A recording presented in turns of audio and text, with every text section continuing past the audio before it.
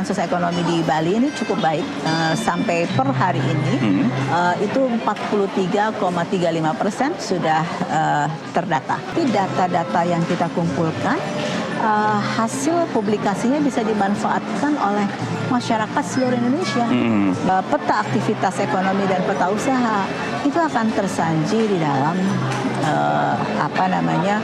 hasil sensus ekonomi ini.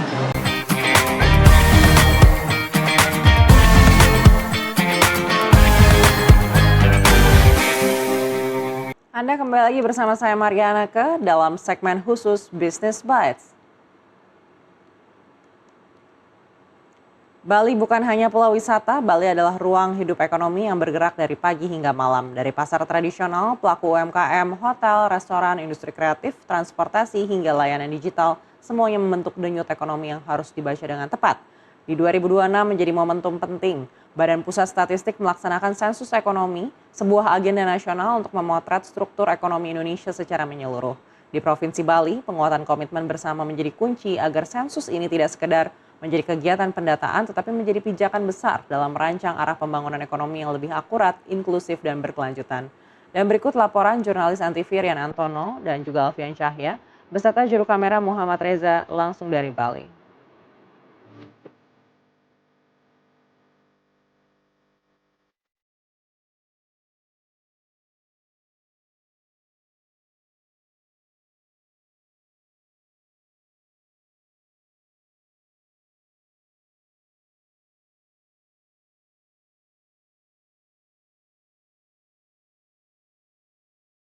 Dari Bali, sensus ekonomi 2026 membawa satu pesan yang jelas. Ekonomi yang kuat harus berdasarkan data-data yang benar. Dan di balik angka dan juga statistik yang dihadirkan, ada beragam cerita yang menjadi bagian dan juga menunjukkan para pelaku usaha di berbagai sektor. Pengusaha kecil, lalu juga di kuliner, pariwisata, hingga ekonomi kreatif yang menjadi wajah dari Pulau Dewata. Dan dalam kesempatan kali ini, pemerintah pusat, pemerintah daerah, BPS RI, serta para pelaku usaha diajak untuk bekerja sama dalam satu barisan untuk mensukseskan kegiatan sensus ekonomi 2026, menghasilkan data yang benar, dan juga melahirkan kebijakan yang tepat.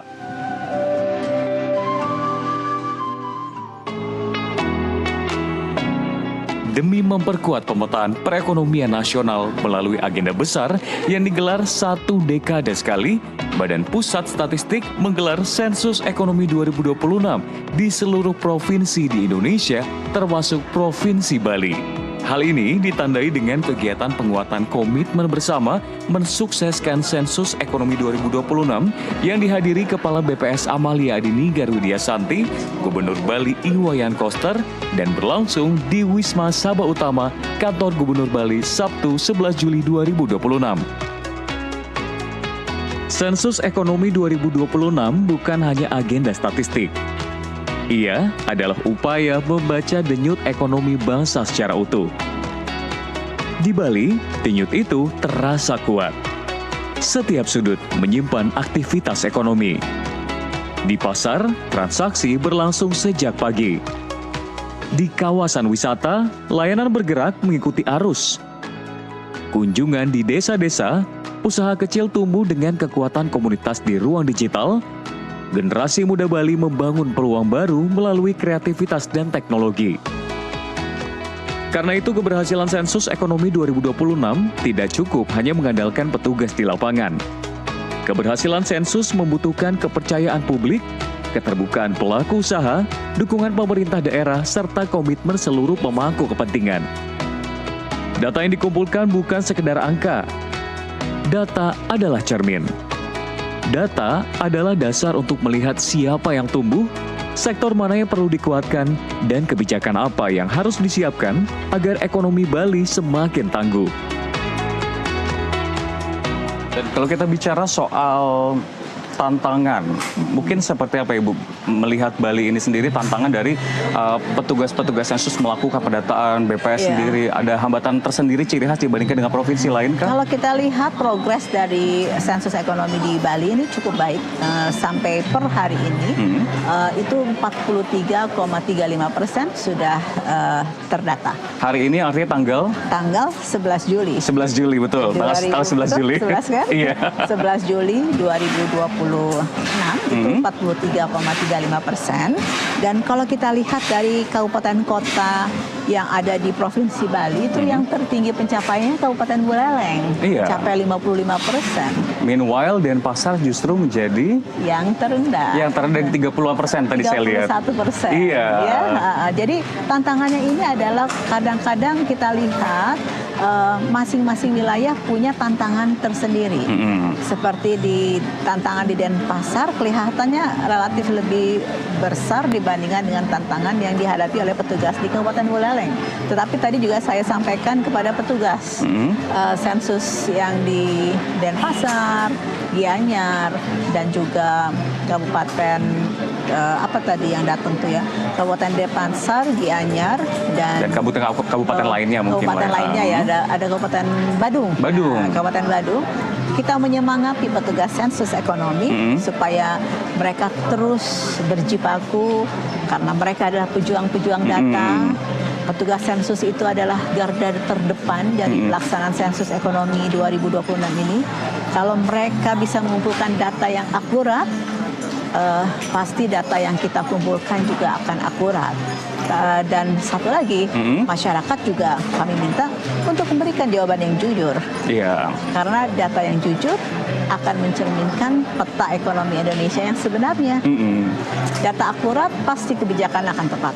Ini yang menjadi manfaat yang harus dipertegas dari data yang akurat sendiri, karena artinya pemerintah pun juga akan memberikan berbagai kebijakan berdasarkan data, kebutuhan artinya dari situ. Peluangnya juga seperti apa, termasuk ini menjawab pertanyaan mungkin Ibu ya, ketika banyak masyarakat ditanya, ketika saya sudah menjawab survei tersebut, manfaatnya untuk saya seperti apa? Wah, banyak sekali Mas Rian manfaatnya buat masyarakat. Jadi saya selalu menyampaikan bahwa sensus ekonomi ini bukan milik BPS, tetapi ini milik kita semua, milik masyarakat Indonesia. Karena nanti data-data yang kita kumpulkan, hasil publikasinya bisa dimanfaatkan oleh masyarakat seluruh Indonesia. Misalnya, contoh pelaku usaha atau Mas Rian sendiri nih, misalnya ingin membuka usaha, nah nanti bisa melihat peta ekonomi yang disajikan dari hasil sensus. Oh, di wilayah ini yang belum ada warung kelontong, sehingga itu nanti Mas Rian bisa membuka warung kelontong di situ kan? Atau misalnya Mas Rian berkeinginan mencari buka laundry kiloan, tinggal nanti dicari wilayah-wilayah mana yang masih membutuhkan laundry kiloan. Dan bahkan pelaku usaha itu juga bisa melihat bagaimana dia bisa memetakan sumber-sumber bahan baku dari industri yang dia sedang lakukan atau bisnis yang sedang dia kerjakan. Jadi rantai suplai, peta bahan baku, peta industri, peta aktivitas ekonomi dan peta usaha itu akan tersaji di dalam hasil sensus ekonomi ini. Jadi manfaat dari sensus ekonomi ini bukan hanya buat pemerintah, tapi juga buat masyarakat, investor, pelaku usaha, dan semua akademisi juga bisa memanfaatkan untuk melakukan kajian.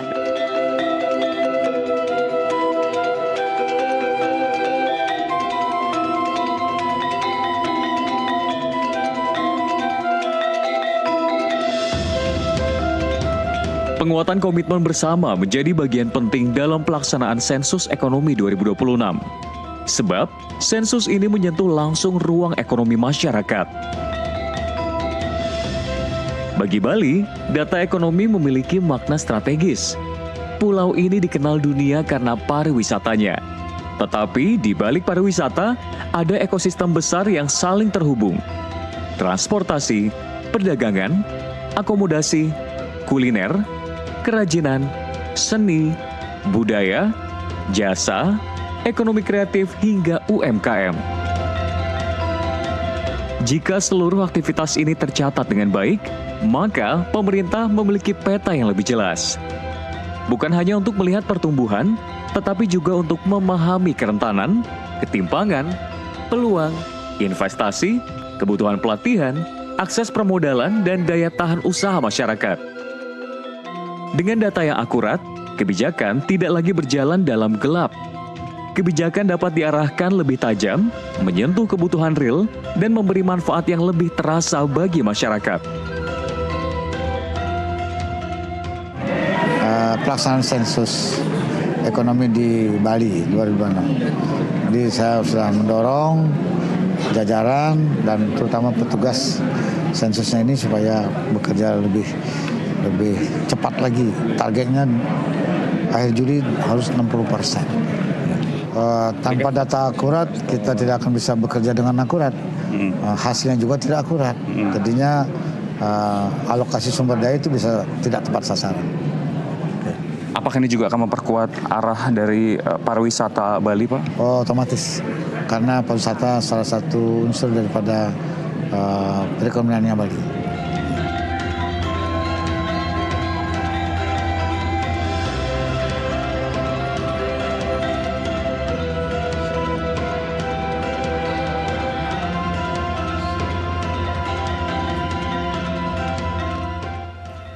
Pemirsa, komitmen pemerintah dan juga BPS tentu menjadi fondasi yang kuat. Namun, ada yang lebih penting dan juga menjadi kunci sukses dari sensus ekonomi 2026, yakni adalah partisipasi dari pelaku usaha dan juga masyarakat. Setiap pelaku usaha, baik itu kecil ataupun besar, formal ataupun informal, sama-sama punya peran yang penting dalam sensus ekonomi kali ini. Karena ketika ada pelaku usaha yang tidak terdaftar, maka juga akan ada bagian dari wajah ekonomi Bali yang tidak terlihat. Maka dari itu masyarakat dan juga Anda pemirsa pastikan untuk menerima para petugas sensus kami dan juga pastikan berikan data yang sebenar-benarnya. Karena ketika ada data yang benar, maka akan lahir kebijakan yang benar.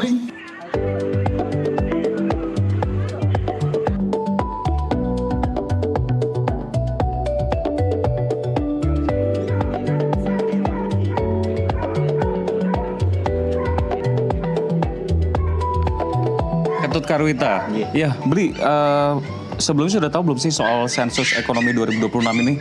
Kebetulan saya sering juga membaca-baca saya dah tahu untuk sensus penduduk itu. Dan akhirnya rumahnya didatangi langsung oleh petugas sensus. Ya, kebetulan hari ini juga sudah di sensus juga bersama peneliti. Tadi ngomongin apa aja?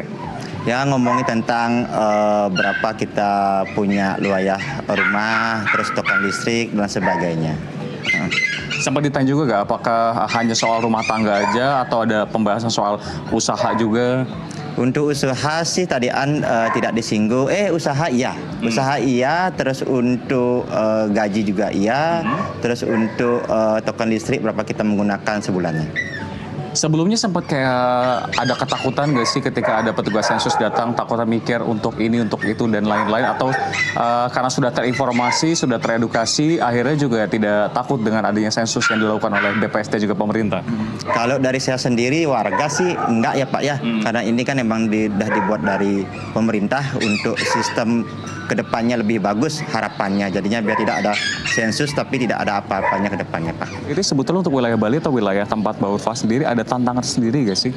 Lumayan banyak, apalagi kan di Bali ini banyak pendatang gitu, warga adat gitu kan. Jadi ya mereka ya beragam responnya, ada yang takut, ada yang juga langsung langsung nerima kami gitu. Terus tuh juga ada yang tertutup, bener-bener ada yang nggak menolak juga sih, banyak ya, bener-bener menolak sih juga banyak. Untuk masyarakat sendiri karena kan beragam ya, banyak juga masyarakat tuh yang sudah tahu info terkait BPS ini, ada juga yang belum kayak gitu. Jadi mereka yang memang sudah mendapat info sebelumnya tuh mereka sangat terbuka kepada kami.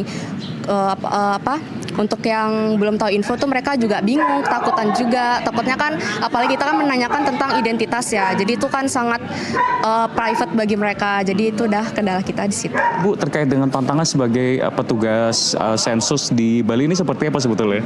Ya, tantangan yang mendasar sih sebenarnya kita kebanyakan hari raya ya. Jadi kita harus pintar-pintar mengatur waktu ya, kita merayakan hari raya dan juga melakukan pencacahan di lapangan. Itu yang pertama. Yang kedua, masyarakat kita tuh kebanyakan yang kerjanya petani. Jadi kalau petani itu dia jam 6 itu sudah pergi ke sawah. Datangnya itu jam 7. Nah, kita harus mendatangi petani itu jam berapa? Jadinya mau tidak mau malam kita harus ke sana. Ya, itu sebuah tantangan juga kan. Ya, kalau rumahnya dekat kota, kalau rumahnya di pedesaan, itu kita juga was-was kalau kita mendata ke rumahnya. Yang ketiga, anjing. Nah, ini yang paling riskan karena orang Bali itu kebanyakan punya peliharaan anjing. Karena bagi kami, anjing itu adalah sebuah binatang lambang kesetiaan. Jadi rata-rata mungkin ya 85% orang Bali itu punya peliharaan anjing. Jadi ya sedikit was-was dong, takut kita kena kegigit, kena rabies gitu kan, walaupun ada BPJS, tapi kan lebih baik kita jaga-jaga saja biar nggak kena gigit gitu. Itu sebuah tantangan juga. Tadi kan prosesnya yang menjadi sebuah tantangan, tapi ketika sudah menemui warga-warganya ini seperti apa? Apakah banyak dari mereka yang masih ragu-ragu, ibaratnya masih suuzon gitu, kayak apakah ini data palsu atau apa, atau malah tidak memberikan datanya? Ya, ada. Tidak, tapi tidak semua. Kira-kira 75% masyarakat mau menerima kehadiran kita. Ya, karena mungkin bagi mereka juga kebanyakan yang sadar apa itu sensus ekonomi, apa itu pemutahiran data seperti itu. Tapi tidak seperti isu yang sekarang. Kalau memang banyak masyarakat yang mengikuti berita-berita di sosmed itu, hujatan netizen tentang SE-nya itu, ada juga yang tidak mau memberikan datanya. Takut katanya, wah ujung-ujungnya pasti pajak. Nah, seperti itu. Di tengah dinamika ekonomi global, Bali membutuhkan peta yang presisi. Bukan hanya tentang berapa banyak usaha yang tumbuh, tetapi juga bagaimana usaha itu bergerak. Sektor mana yang menjadi tulang punggung, dan kelompok mana yang masih membutuhkan dukungan. Sensus Ekonomi 2026 menjadi kesempatan besar untuk menyusun ulang pemahaman tentang ekonomi Bali. Bahwa kekuatan Bali tidak hanya berada pada destinasi wisata, tetapi juga pada manusia-manusia yang bekerja di baliknya.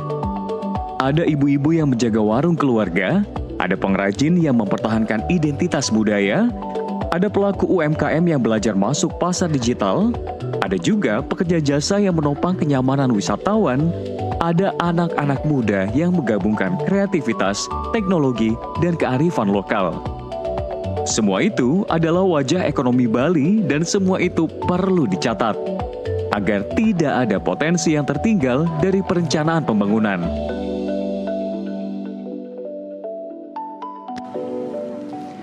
Pemirsa, Sensus Ekonomi 2026 bukan hanya untuk mencatat usaha saja. Lebih jauh kalau kita lihat, ini sebetulnya adalah ajakan kepada masyarakat untuk membangun kesadaran diri, merancang masa depan ekonomi berbasis data dan juga informasi yang tepat, lengkap, dan juga akurat.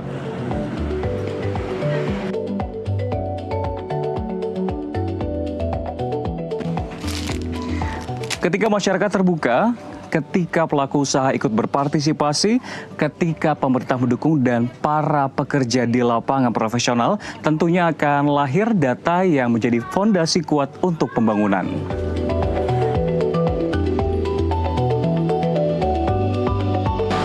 Dan dari Bali, pesan itu digaungkan. Ekonomi yang kuat harus dilihat, dicatat, dan diperjuangkan melalui kebijakan yang tepat.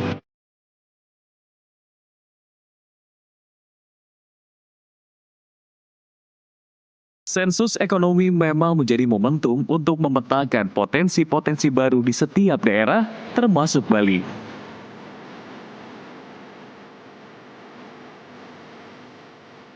Namun, membaca masa depan bukan berarti melupakan kekuatan yang selama ini menjadi penopang ekonomi Pulau Dewata. Pariwisata tetap menjadi urat nadi perekonomian Bali.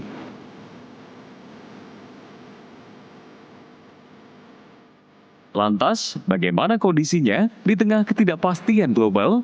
Usai jeda, saya Rian Antono akan mengajak Anda untuk melihat bagaimana pariwisata Bali tetap menjadi tulang punggung ekonomi.